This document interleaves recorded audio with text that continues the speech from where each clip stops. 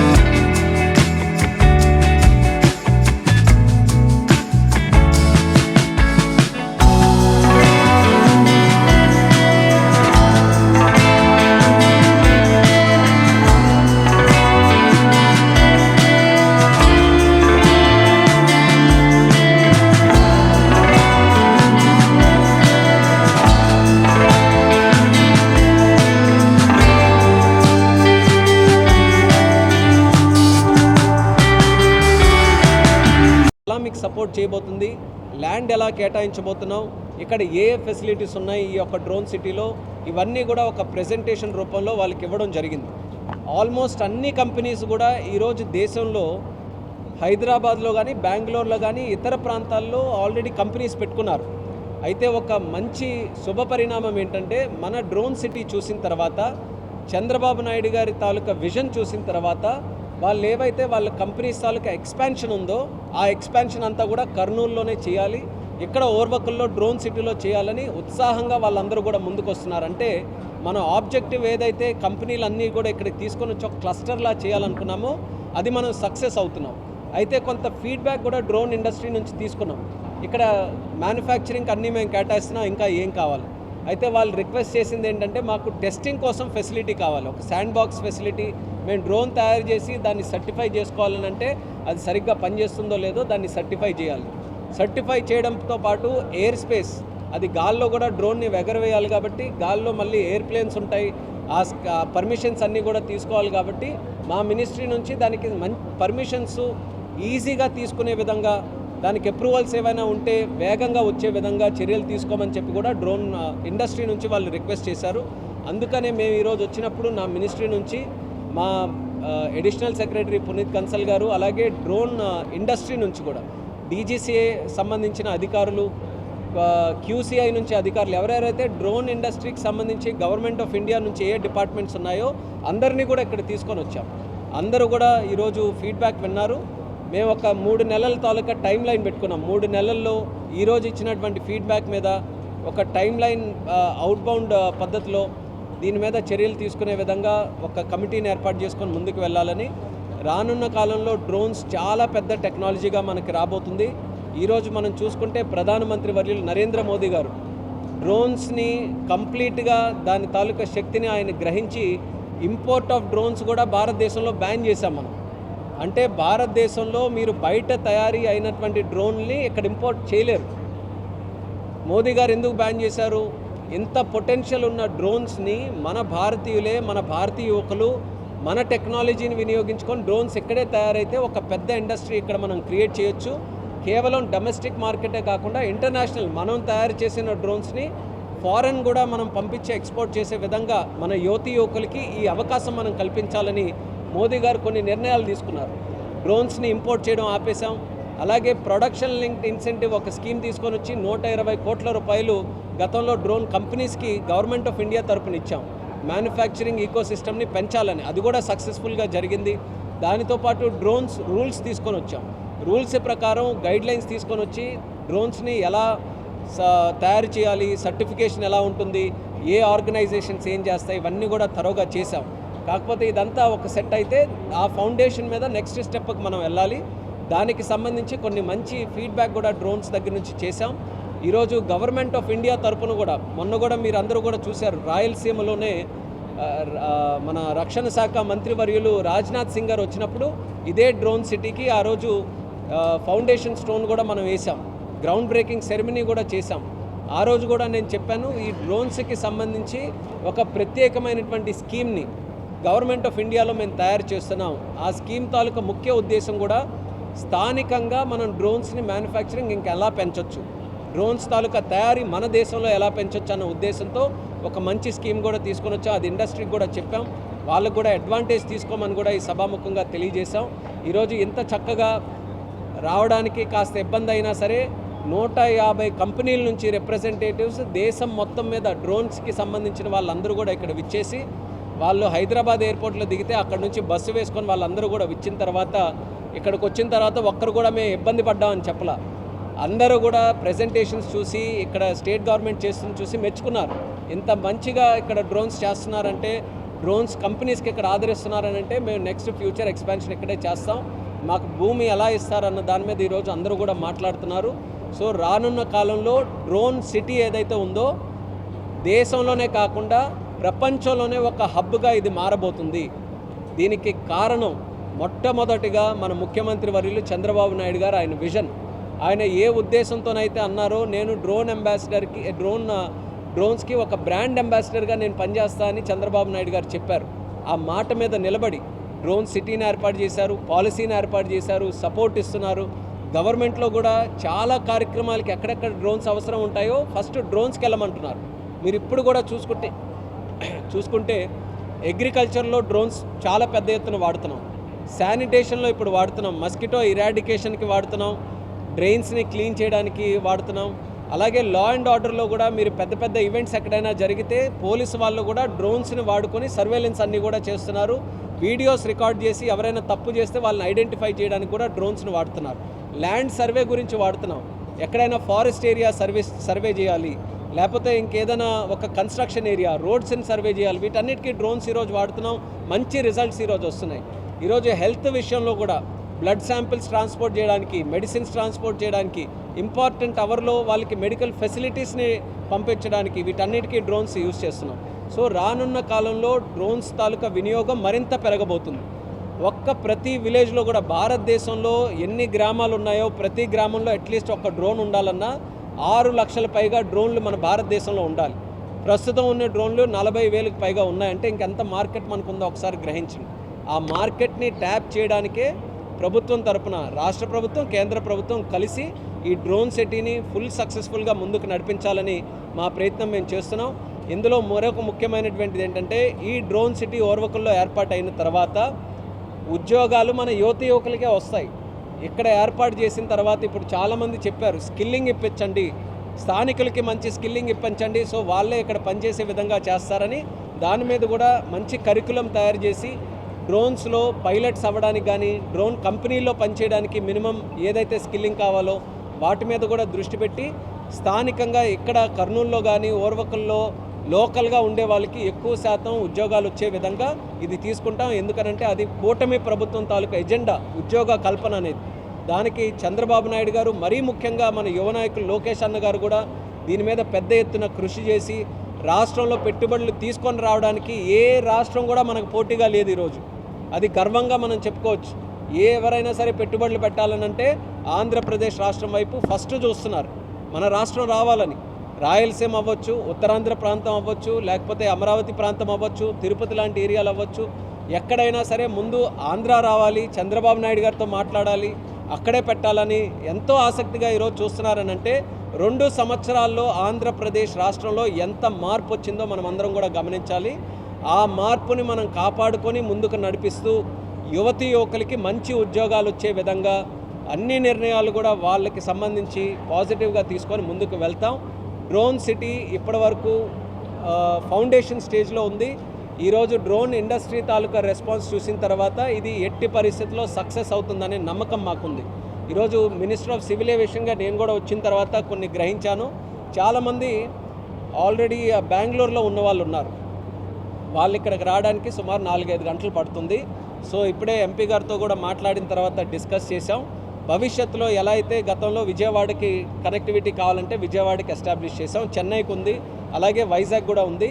రానున్న కాలంలో బెంగళూరుకి కూడా కర్నూలు నుంచి ఏర్పాటు చేయాలని దాని మీద కూడా నేను వర్క్ చేస్తాను. ఇంకా భవిష్యత్తులో ఇక్కడ లోకల్గా డిమాండ్ ఉంది, పలానా సిటీకి మేము వెళ్ళడానికి కనెక్టివిటీ కావాలనంటే ఖచ్చితంగా నా తరపున సపోర్ట్ ఈ కర్నూలు ఎయిర్పోర్ట్కి ఉంటుందని కూడా ఈ సందర్భంగా తెలియజేసుకుంటున్నాను. అలాగే కర్నూలు ఎయిర్పోర్ట్లో FTO ఒకటి మెల్స్టార్ తాలూకా FTO కూడా ఈరోజు సిద్ధంగా ఉంది. FTO అని అంటే పైలట్లు ట్రైన్ అయ్యేటటువంటి సంస్థ. మెల్స్టార్ ఆల్రెడీ అన్నీ ఫినిష్ చేసుకొని దగ్గరలో వాళ్ళ తాలూకా ట్రైనింగ్ ప్లేన్స్ కూడా రాబోతున్నాయి. ఒక వారం రోజుల్లో వాళ్ళు కూడా రెడీ అవుతుందని అన్నారు. సో మళ్ళీ స్థానిక నాయకులు అందరం కూడా మాట్లాడుకొని దాన్ని ఇనాగ్రేషన్ కూడా పెట్టుకున్న తర్వాత మీకు అనిపించవచ్చు ఎంత ఎయిర్పోర్ట్ ఉంది, 4-5 ఫ్లైట్లు తిరుగుతున్నాయి ఏంటి పరిస్థితి అని. కానీ FTOs వచ్చిన తర్వాత పిల్లలు యువకులు పైలట్లు అవ్వడానికి మన ఎయిర్పోర్ట్ వాళ్ళందరికీ కూడా ఉపయోగపడుతుంది. సో FTO ఒకటి ఆల్రెడీ రెడీగా ఉంది, బిల్డింగ్స్ అన్నీ కూడా కన్స్ట్రక్ట్ అయ్యాయి. ప్లేన్స్ వచ్చిన వెంటనే FTO కూడా స్టార్ట్ చేయొచ్చు. సుమారు 30 మందికి ఇనీషియల్గా ఇంటేక్ చేసి వాళ్ళు కూడా స్టార్ట్ చేస్తారు. ఇంకో FTO కూడా ఓరియంట్ FTO వాళ్ళు ఆల్రెడీ వేరే స్టేట్లో కూడా చేస్తున్నారు, వాళ్ళు కూడా ఇక్కడ ఆపరేట్ చేస్తామని పర్మిషన్స్ అన్నీ కూడా తీసుకున్నారు. మరొక 2-3 నెలల్లో కూడా అది కూడా పూర్తయ్యే అవకాశం ఉంది. సో FTOs వచ్చిన తర్వాత ఎయిర్పోర్ట్లో యాక్టివిటీ మరింత పెరుగుతుంది, పిల్లలు అక్కడ ఉంటారు, వాళ్ళ ద్వారా చిన్న ఎకానమీ కూడా క్రియేట్ అవుతుంది.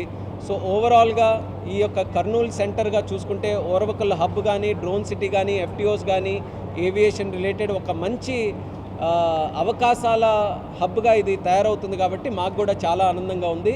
ఈరోజు చంద్రబాబు నాయుడు గారికి ప్రత్యేక ధన్యవాదాలు. ఎందుకనంటే డ్రోన్స్ మా ministry of civil aviation subject, కానీ దానికి చంద్రబాబు నాయుడు గారు దీన్ని ఫ్రంట్ ఎండ్లో తీసుకొని ఆంధ్రప్రదేశ్ రాష్ట్రంలో డ్రోన్ని ఇంకా పెంపొందించడానికి ఆయన మంచి నిర్ణయాలు తీసుకొని ప్రమోట్ చేస్తున్నారు. కాబట్టి కేంద్ర ప్రభుత్వం తరపున మేము ధన్యవాదాలు కూడా తెలియజేసుకుంటున్నాం. అలాగే ఇక్కడ డ్రోన్ కార్పొరేషన్ ఏపీఐసి చాలా చక్కగా సపోర్ట్ చేస్తున్నారు అందరికీ కూడా. భవిష్యత్తులో కూడా లోకల్స్ వాళ్ళందరికీ కూడా చెప్పేది, ఇలా కంపెనీలు ఎప్పుడైనా వచ్చినప్పుడు ఆదరించండి, సహకరించండి. వాళ్ళ ద్వారా మనకు ఎకానమీ పెరుగుతుంది, ఉద్యోగ అవకాశాలు వస్తాయి. కాబట్టి అందరం కలిసికట్టుగా ఈ రాష్ట్రాన్ని మరింత స్వర్ణాంధ్రప్రదేశ్గా తయారు చేయడానికి అందరం కూడా కలిసికట్టుగా కృషి చేద్దాం. అలాగే భారతదేశాన్ని వికసిత్ భారత్గా తయారు చేయడానికి కూడా కలిసికట్టుగా శ్రమిద్దాం. ఎంతో ఆసక్తిగా ఈ ఇష్యూ మీద రాష్ట్ర ప్రజలందరికీ కూడా క్లారిటీ ఇవ్వాలని పొలిటికల్ ఎంతో ఆసక్తిగా ఈ యొక్క డిఎస్సి మీద చర్చిద్దామని లోకేష్ అన్న ధైర్యంగా అసెంబ్లీకి వచ్చి ఎవరు ఏ సమాధానం అడిగినా, ఏ ప్రశ్న అడిగినా సమాధానం చెప్పడానికి సిద్ధంగా ఉన్నారనంటే, ఈ మాయ మాటలు చెప్పి డిఎస్సిని మసిపూసి మారిడికాయ చేసినటువంటి జగన్మోహన్ రెడ్డి కనబడట్లేదు. ఇప్పుడు ఎవరు తప్పించుకొని తిరుగుతున్నారు ఈ డిఎస్సి విషయం నుంచి? ఒకసారి నేను సూటిగా అడుగుతున్నాను వైఎస్ఆర్ కాంగ్రెస్ పార్టీకి, ఇందులో ఏవేవైతే అభియోగాలు మోపారో, ఏవేవైతే అలిగేషన్స్ చేశారో చాలా స్పష్టంగా అప్లికేషన్ని, నాకు తెలిసి దేశంలో ఎక్కడైనా అలిగేషన్ వస్తే అప్లికేషన్ని బేస్ చేసుకొని ఏ అప్లికేషన్ ఎందుకు చేయలేకపోయారు, ఏ అప్లికేషన్లు ఎక్కడ తప్పులు వచ్చాయి, ఎవరికైనా వస్తే ఏ దీని మీద వచ్చిందని స్పష్టంగా తెలియజేసి ఈ రోజుకి మేము చెప్తున్నాం, సిద్ధంగా ఉన్నాం, ఏ ప్రశ్న అడగడానికైనా సిద్ధంగా ఉన్నాను. కానీ ఈరోజు జగన్మోహన్ రెడ్డి గారే భయపడుతూ ఈరోజు తిరుగుతున్నారు. ఈరోజు అసెంబ్లీకి వచ్చి అసెంబ్లీలో ఈ డిఎస్సిలో పార్టిసిపేట్ చేస్తే నీళ్ళకి నీళ్ళు పాలకు పాలు అవుతాయని ఆయన రాకుండా ఇంకా ఇదేదో ఇష్యూ చేయాలి, తారుమారు చేయాలని. యాక్చువల్గా ఈ ఇష్యూ తాలూకు మూలం కూడా మీరు చూస్తే డిఎస్సి కూటమి ప్రభుత్వం తాలూకా కమిట్మెంట్.